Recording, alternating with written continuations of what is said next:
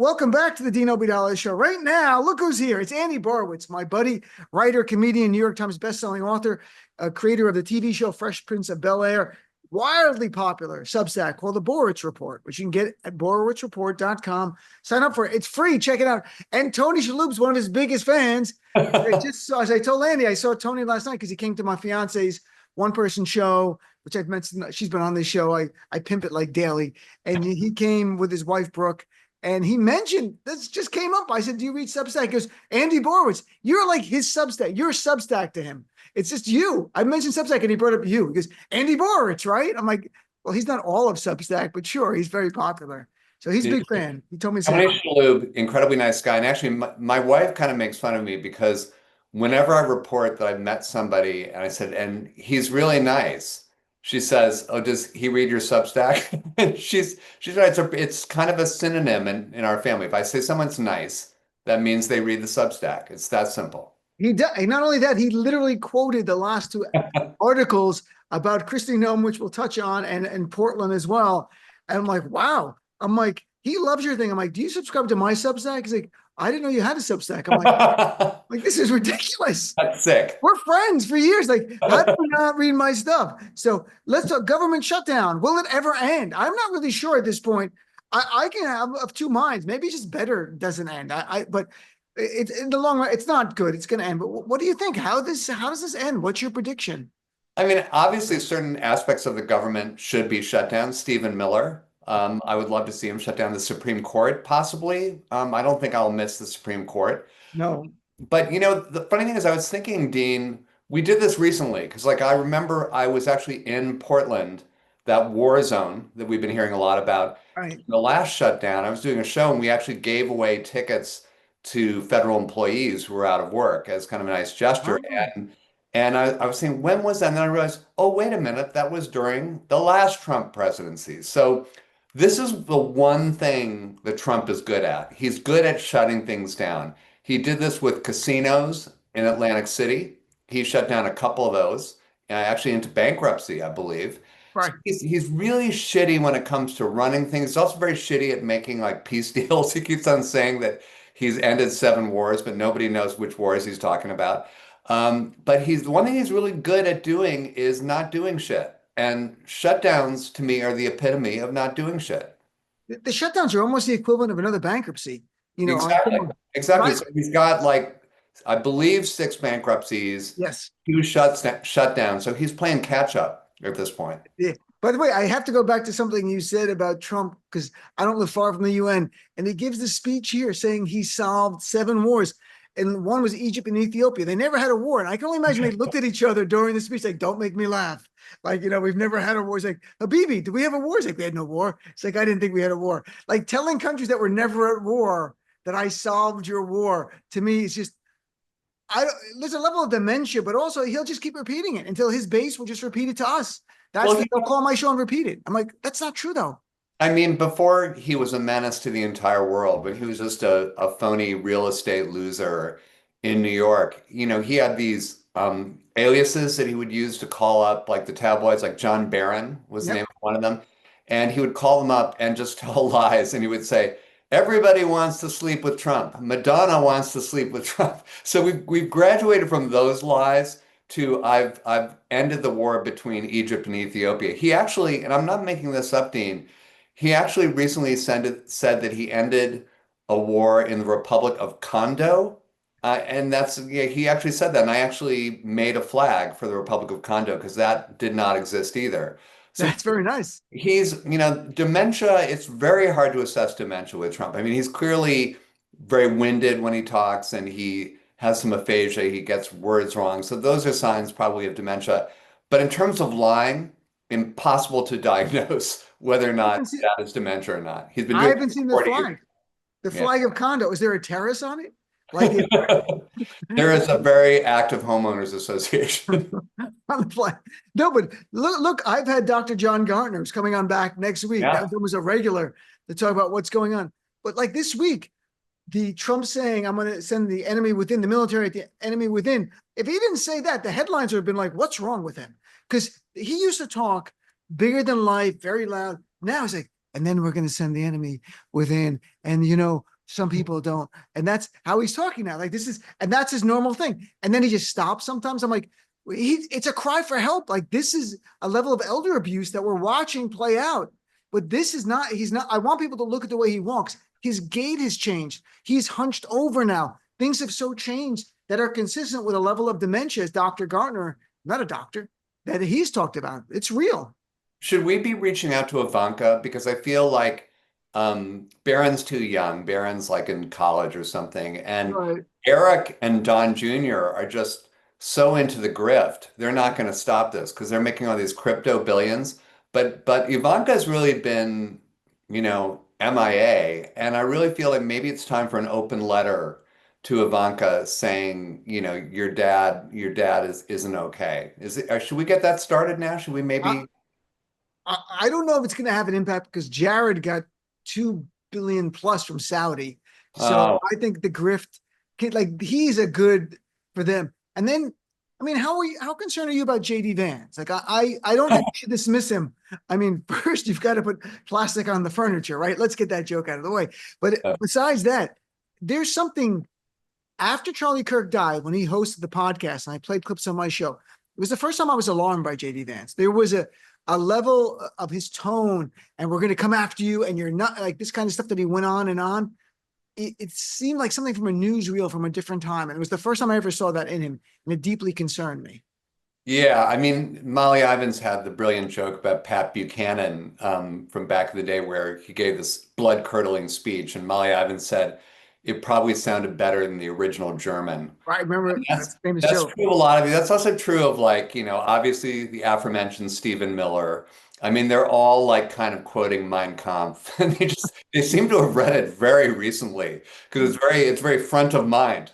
But Are yeah. you concerned about JD? I mean, seriously, do you think he would be different in a good or a bad way, or have you not given that much thought yet about him? Well, no, I mean, I try not to give much thought to him. I mean, I think he would be equally terrible, and he would certainly push a similar agenda. The one difference is that I think, and if I may be serious here, I'm very bad at making predictions, but I do think this is a cult. It's kind of this weird death cult, and cults kind of, it's a personalized cult. I think that's the term for it, where it's like all about one person. It's all about Donald Trump.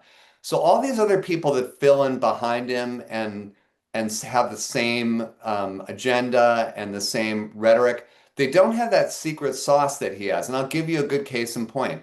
Do you remember the artist formerly known as Ron DeSantis? Remember, everybody thought, oh, Ron DeSantis, he's like the younger, punchier, more energetic Trump. He's going to be the nominee in 2024. And he just faded so quickly. So I don't think JD Vance is like a human repellent. Like he's in that Stephen Miller level of like human repellent. Whatever you want to say about Donald Trump was a TV star for 14 years. Okay. So you don't get to do that without having some kind of personal charisma. Obviously, it escapes me and probably you as well, but it works. He's very watchable to tens of millions of people, and JD Vance does not have that. So what I would imagine if Donald Trump, if the enemy within turns out to be whatever is brewing in Donald Trump's ankles, and Donald Trump has an early demise or has to step down, if he does have to step down, I'd avoid a ramp in his case because those give him problems. But if he has to step down and JD Vance is the guy, I think what you'll see is tremendous infighting in MAGA world with Marjorie Taylor Greene, who's already sort of peeling off because of the Epstein stuff, and Laura Loomer, and all these people will be going at each other. I just don't see JD Vance having the same power of cohesion in this very, I think, what is a very fractious movement under the surface. It's a lot I, of it's a lot of weird Mhm. constituencies that don't have a natural bond between them. I think that the idea of MAGA fighting each other brings me an inappropriate amount of joy, just hoping like that would be so much fun. All of us just take a moment and reflect on how great that would be. Someone was a friend of mine was telling me they were looking on these right-wing online chats, and what they were talking about for 2028, because some of them really don't think Trump will be there for what, even though they love him, it would be Trump, JD Vance and Charlie Kirk's widow that they were actually talking about in a serious way as the Sort team. of like Eva Peron, right? Or Yeah, Imelda Marcos or something like that's very interesting. I mean, that's on the low end of that scale, I guess, would be Mary Bono, who took over for Sonny Bono right. in Palm Springs. So there is a tradition of that in American politics and world politics. So that's interesting. I don't really know what's her name, Erica? Yeah, Erica? Erica. Yeah. Don't know much about her. To be honest with you, I knew very little about Charlie Kirk until recently. And then what I discovered, I was not happy to learn. But um, I don't know. Is Erica Kirk sort of, in that cultish way, does she carry on the baton of Charlie Kirk? We'll see. It's yeah, we'll see. Look, we don't know how this is all going to play out. No. What we do know, I'm talking about my friend Andy Borowitz, the government shut down. So, Andy, I want to chat about this. The Trump administration is using employees' resources to blame Democrats online. First, it began with a HUD website, which said the radical Democrats are shutting the government down. Like, you went to the HUD thing, you went to housing urban development to help something with rent or fair, the idea of being discriminated against, and tells you that. But what I love is I'm going to read from the literal template sent by OMB, Russell Vogt, who's like Mr. Wonky Bullshit. This is what they sent to people. And you're going to think I'm doing this a joke. It's not. What he suggested for them as their out of notice notice that goes out automatically. Thank you for contacting me. On September 19th, 2025, the House of Representatives passed H.R. 5371, a clean and continuing resolution. Unfortunately, Democratic senators are blocking passage of H.R. 5371 in the Senate, which has led to a lapse in appropriations. Due to the lapse in appropriation, I'm currently in furlough status. I respond to emails once government functions resume. This is like something Al Gore would have written. This is like something a Democrat would have written. But this is the wrong. So it just shows you how unconnected to Trump would have been like, Democrats suck. They shut like the visceral. I read this. It felt like a Democrat wrote this, but there's some wonky guy from OMB, and it might be Russell Vogt himself, that told people to put this as their. Imagine the auto replies, like 3 paragraphs. Like, what is this? Yeah, it is like the Tolstoy approach to out of office message. I mean, it shows a certain disconnect from reality in one very basic sense, which is that if you email somebody and you get an out of office auto reply, you don't even open the email most of the times, right? You just see Out of I'm office. out of office. You just delete it. So they've wasted all this energy. The other thing that's like Russell Vought wrote these things and they're very off-brand for Trump because they're correctly spelled. I found no spelling errors in that. So like even if you're trying to like push Trump's agenda, you don't even have the style sheet down because you've correctly spelled them. They should have brought in like Lindsay Halligan should have been recruited to write all the out of office replies because she knows her way around a misspelling. Did you see Yes. Do you know how she met Trump? She showed up at an event at Mar-a-Lago from court, and she was dressed very nicely in some flashy suit. And he goes, "Who are you?" Like, he's just hitting her. I'm not even kidding. This was just a few years ago. And next thing, she's on the defense team. Like, She's the new like Alina Hababa or whatever, Haba. Yeah, Lena Haba. Like, that's Sorry, right. That's she's like in the same like the tremendous emphasis on hair and jewelry on the Trump defense team. And I love her resume. It's kind of slim in the legal department, but she was a Miss Colorado aspirant. She wasn't actually Miss Colorado, but she was an aspirant for Miss Colorado. I don't think that spelling was her special talent in that pageant. Something tells me yeah. it was Her not. talent was getting indictments. That's the weird thing. On her, At that young her age. indictment was so sad because the judge was like being polite, but was like, "This is the most fucked up amateur indictment I've ever seen." And she was like, "Oh, I'm sorry, I didn't read it before I handed it in." I mean, it was really just so sad. The level of like in the old days, I feel like in government, if you were an incompetent, you would try to hide it somehow.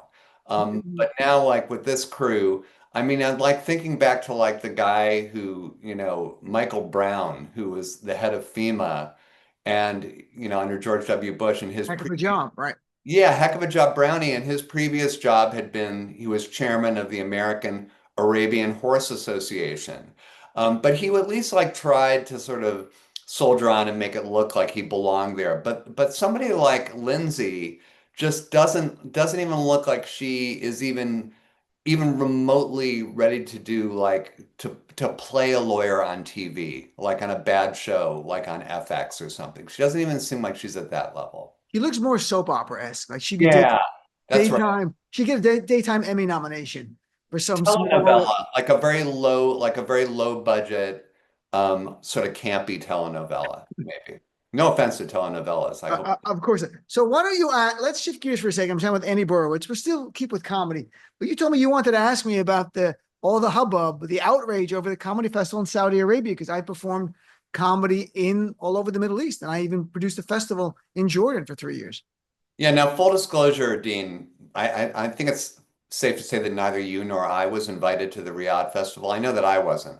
Were you invited? Because you have ties to the Middle East. You did work there in Jordan. I feel like this is more of an interrogation right now. I should have a lawyer. Well, it's an Isn't it enhanced true? it's an enhanced interrogation, my friend. It's like, have you now or at any time ever spoken to people in Saudi Arabia? Well, you want me to tell you the truth? So Yeah. I produced a festival in Amman, Jordan for 3 years, 2008, 9, and 10. And the reason I did it, I was among the first American comics, I'm of Arab heritage, to do shows in the Middle East because we had a special here on Comedy Central called Axis of Evil. And it got really big over there because YouTube was just getting big. So we go over, I do a show in Jordan and it's like 400 people. That was capacity at the time. And then right before the show, the king comes and sits in the front row, King Abdullah. And he laughs he's like half British, like he laughs. And he comes up afterwards and he goes, hey, I know you do a festival in New York. Do you want to do a festival here? So the king asks you to do a festival. You say, yeah. So I did it for 3 years. I didn't live there. I just went for the festival time. And we had comics like, Russell Peters was in it, Gabriel Iglesias, really diverse lineup of comics. It had to be clean, all that. So my point is someone who was involved in the government there has since gone to help Saudi. So they called me 2 years ago and asked me if I wanted to be involved in booking this festival and planning. And I go, who is the entity that's actually doing the funding and running it? They go, the Kingdom of Saudi Arabia. I'm like, no, I don't want, it wasn't even a decision like that I had to debate. We didn't have to get the money. I'm like, no, I said, if it was a private contractor, private company doing it, that's different. But I said, the government of Saudi, I'm like, I don't want to be connected to that. That was just my choice. It's not about being better than them, the other comics, stuff like that. I'm in the media. I always thought maybe one day I'd run for office. I'm like, I don't want to do I'm like, I don't, whatever you're going to pay me, it's not going to change my life. It's not, if it was a ridiculous amount. So to give you a long answer to a question, the guy was approached about maybe getting involved in consulting on this. And I said, no, two plus years ago. Well, what's interesting, it's obviously very timely because these comics were restricted in terms of what they could say. They weren't allowed to make jokes about, for example, bone saws. You couldn't do those jokes about Khashoggi, and you couldn't do jokes about the government. Mm-hmm. And I thought, what government does this remind me of? And it's actually it's interesting that, everybody who like studies the autocratic handbook, and I guess such a book exists. Yeah. Comedians and satirists are the first to come under fire because I don't want to overstate our role in things, but we do have a way of communicating with people in a very direct way because when you laugh, you kind of understand messages in a very visceral way that you don't if someone's just lecturing you sort of in that Russell Voigt way of the out of office reply where you're like snoozing before you get to the third line. So I thought it was very interesting coming on the heels of the Colbert and Kimmel cancellations. I guess Kimmel's been uncanceled. But I thought it was very interesting because these thin-skinned, extremely powerful people who have skin that is absolutely as thin as can be. And so, Dean, this led me to an idea. Oh, I can be part of the solution rather than part of the problem. sure. I have actually come up with a new way to choose the president of the United States. This is good. Is there music? We need like, dun, dun, dun, here it is. I've got to say, I have so few really constructive ideas. I'm almost always destructive and just making fun of things. But I'm telling you, if we had employed this method of choosing a president, we never would have had Donald Trump. You ready for this? I'm ready. Okay. So you know how we now have these presidential debates, and they go on forever, and the candidates take shots at each other. We get rid of the debates. Okay. New format. For 3 hours, we get the best insult comics in the country, and they just roast the candidate. And I'm not saying like in that gentle kind of Friars Club Comedy Central roast way. They get really personal, really, really personal, and they go really hard and really fast for 3 hours. And if the candidate is too thin-skinned to handle that, then they're disqualified from the presidency. I like the idea, and that a person who's a little bit more secure and confident in their own skin would be better for us. We have to, of course, amend the Constitution, add it to Article 2, because that's Yeah. 35, you have to be born in. But I like, and then you add, like, you have to be 35, you have to be born in America, and you have to withstand the roast battle. Like, that would be a new thing. For 3 hours. And 3 hours. yeah, and I mean, I think Barack Obama could have handled that. But I think what we're having now with our debates is these these candidates have like writers, and they're often like bad writers, and they write kind of jokes that they hope will go viral.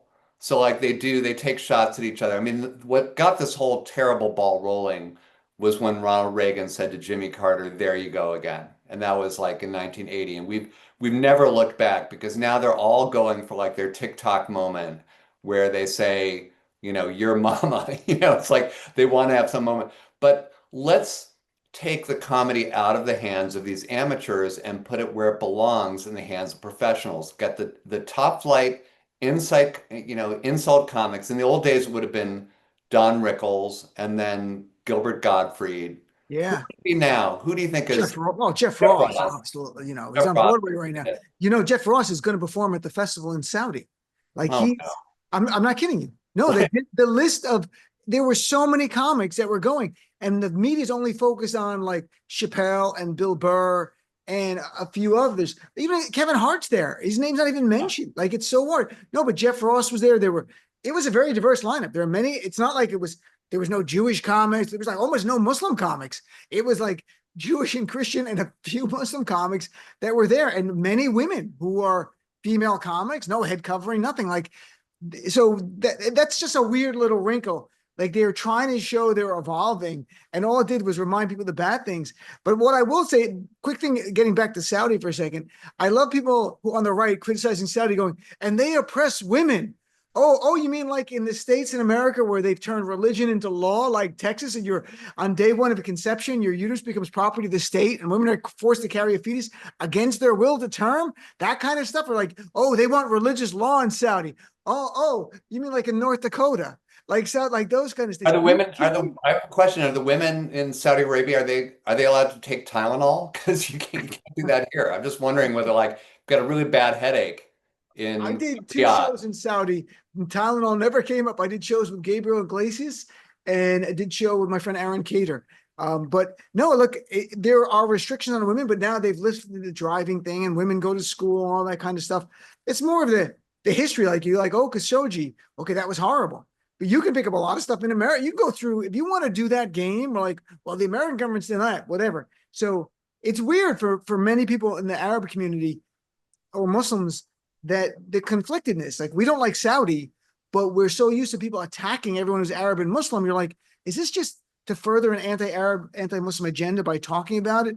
Or is it sincere? And I think it's sincere for many, but some, the far right ones, it's just another chance to demonize Well, non. that's true. That's true. And I mean, I've got to say, just to be fair, like, the United States government has been complicit with, the Saudi government for years. And the Khashoggi thing, which should have put them on everybody's shit list, really, MBS. Right. It didn't really slow down the Democratic administration from, continuing to suck up to these people. I mean, it's worse. But I mean, like with a lot of these governments, I mean, the same feels to take a non-Arab state, the same way about the Iranian people. Like, you have to separate the Iranians from their government. The way I hope that people separate the American people from our government. It's not everybody. It's not even half the country. It's like a solid, really shitty 30 to 40% that really thinks this government's good. And I also think it's, you make a good point about how unpopular Trump is. I still read Nate Silver's Substack. Like, I go check it periodically, because our RCP polls throw in so many bad right-wing polls. It skews it, not wildly, but it still skews it. At least he has more about qualitative stuff. But I mean, before we wrap up, I don't watch corporate media and get the sense that Donald Trump is unpopular as he is, or the fact that polls show strongly disapprove is now at all-time high. We're almost at 50% in polling that's strongly disapprove. That's like anger versus about 28% that's strongly approve. And you have polls that show 28 to 30% of Americans, that's it, think we're on the right track. Like, he is really unpopular. Americans are not happy with him. You watch corporate media, he's omnipresent, omnipowerful. Well, corporate media, their business model for news is so bad, Dean, that they're just afraid. They're all like one defamation lawsuit away from going out of business in their minds.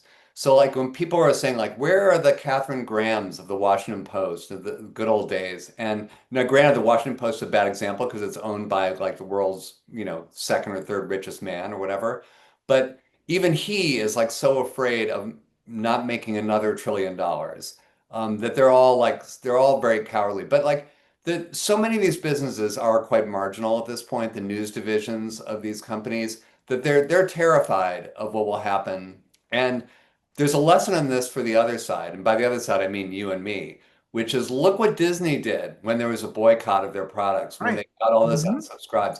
We have so much more power than we are giving ourselves credit for. And we've just got to keep it up. This is just I felt like the Disney thing with bringing Kimmel back, I feel like that's just the beginning. We should, yeah, on the darkest news day where we feel like everything is going to shit, we have to remember that we have the power to turn this thing around. We just have to use it. I could not agree, and that's a great ending, that it's empowering. We do have it, and it's not cliche. It really, that's a vivid example that was very recent, and people should really savor that. And there's a template there in using our income and our finances and wallet to have an impact on big companies. That's their bottom line, right? I Andy, mean, so capitalism sucks in a lot of ways, but in one way it doesn't suck, which is that it's very predictable. If you use that kind of power of the purse, you'll win. I agree. So check out Andy. Thank you so much for being on. Check out Andy's Substack. If you don't, I'm sure most people subscribe already, but if you don't, BorowitzReport.com. We'll try to get Tony Shalhoub and you on together next time. That'll be fun. Thanks, Andy. Have a great day, my friend. Nice seeing you. You too, Dean.